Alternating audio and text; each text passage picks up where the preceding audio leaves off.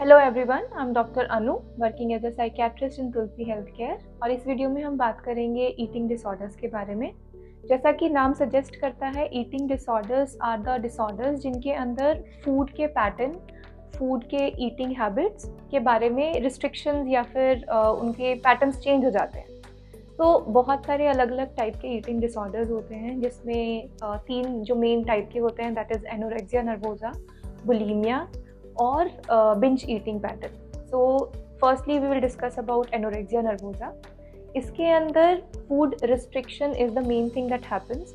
So the person thinks, उन्हें लगता है कि उनका बॉडी वेट जो है वो काफ़ी ज़्यादा है, even when they are undernourished, malnourished, या फिर उनका बॉडी वेट उनके नॉर्मल वेट या एक्सपेक्टेड वेट से कम होता है, तब भी उन्हें लगता है कि उनका बॉडी वेट ज़्यादा है, जिसकी वजह से वो फूड रिस्ट्रिक्शन करने लगते हैं। They keep on counting the calories, that amount of calories that they are taking, which ultimately again leads to reduction in their weight. Because उनका वेट रिड्यूस हो जाता है, बहुत सारे फिजिकल डिसऑर्डर्स इसके अंदर आ जाते हैं, जैसे कि ऑस्टियोपोरोसिस हो सकता है।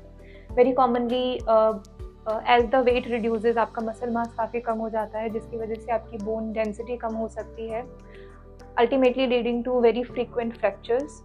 फीमेल्स के अंदर बहुत बार देखा गया है इमेनोरिया हो सकता है, दैट इज़ मेंस्ट्रुअल साइकिल्स की एबनॉर्मेलिटी होती है। थायराइड डिसफंक्शंस हो सकते हैं। इसके साथ में बहुत बार डिसइलेक्ट्रोलीमिया या फिर इलेक्ट्रोलाइट इम्बैलेंस हो सकता है। और भी बहुत सारे अलग तरीके के, मतलब as your nutrition comes down, आपका बॉडी का इम्यून सिस्टम ख़राब होता है, and a lot of secondary infections can happen, and ultimately बहुत सारे physical and comorbid medical conditions साथ में हो सकते हैं। Now other than the physical conditions, self esteem देखा गया है कि काफ़ी कम होता है। बॉडी इमेज को लेके बहुत इश्यूज होते हैं। सेकेंडरी कोमॉर्बिड साइकियाट्रिक इलनेसेस हो सकती हैं, जैसे एंग्जाइटी, डिप्रेशन, या इवन कई बार साइकोटिक कंडीशंस के अंदर भी इस तरीके की प्रॉब्लम देखी गई हैं। Because of the constant self esteem, poor self esteem, कुछ सब्सटेंस डिसऑर्डर मतलब भी ले सकते हैं, and that can lead to dependence on certain substances as well. Coming on to bulimia, that is another type of eating disorder. So it has a binge and purge pattern. So binge मतलब आप constantly, there is a phase जहाँ पे आप constantly carbohydrate cravings होती हैं, so you take a lot of calories. बहुत ज़्यादा calorie intake increase होने की वजह से आपका वेट गेन होता है, and once that weight gain happens, you start having that feeling कि your weight is increasing. Then there is a pattern of purging, that is either you induce vomiting on purpose, maybe using your finger or maybe taking certain medications, and or you can use certain laxatives, so that will lead, or diuretics, so that will lead to एकदम से body water will be reduced and diarrhea होगा, so that then you know that you use that as a compensatory mechanism to reduce your weight. Then maybe there might be a period of normalcy, and then again the binging and purging pattern may appear. Ultimately आपका यही pattern continuously होता रहता है, आपका physical and psychological wellbeing जो है वो disturb हो जाता है।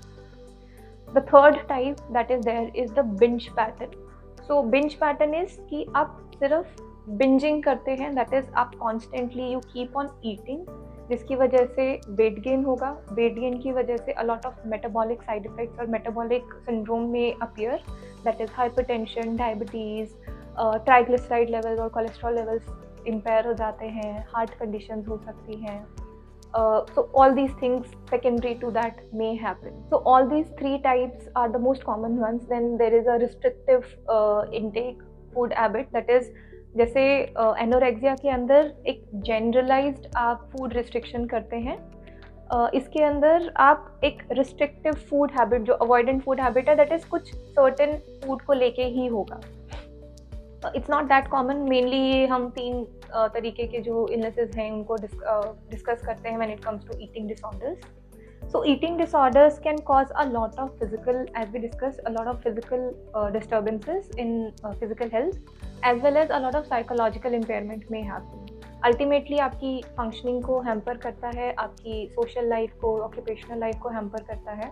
Now when it comes to treatment, primarily medications का definitely we do give medication. जैसे एनोरेक्सिया के अंदर बहुत ज़्यादा प्राइमरीली मेडिकेशंस या जो साइकेट्रिक मेडिकेशंस हैं उनका प्राइमरीली बहुत ज़्यादा रोल नहीं होता है, बट उसके अंदर इन तीनों के अंदर ही फर्स्ट एंड फॉरमोस्ट इज़ कि हमें वेट को नॉर्मल लेके आना है। If it is over weight then we have to reduce dietary restrictions करनी पड़ेंगी, and if it is anorexia so under weight है तो again we have to increase the calorie count of the person intake. So we have to maintain a normal weight or a normal nutrition level.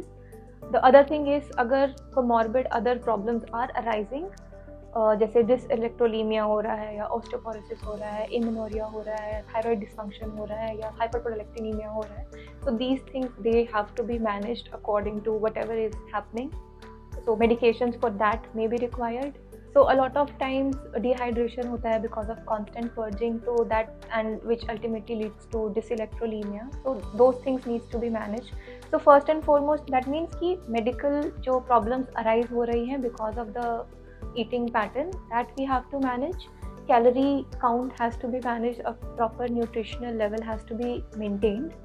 Along with that अगर कुछ comorbid psychiatric illnesses हैं जैसे depression or anxiety or any other substance use and those things, then add-on of antidepressants, sometimes even mood stabilizers may be used.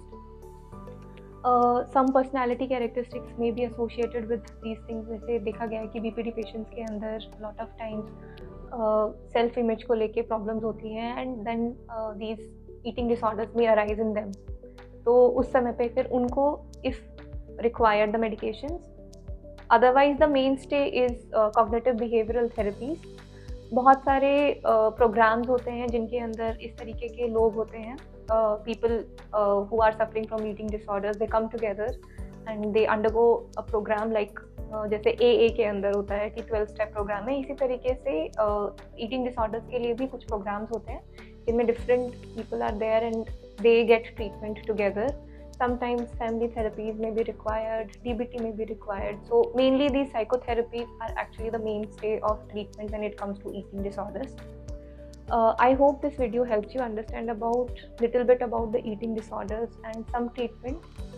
In case you have any query, please contact us. We'll try to help you out with understanding more about these things. Thank you.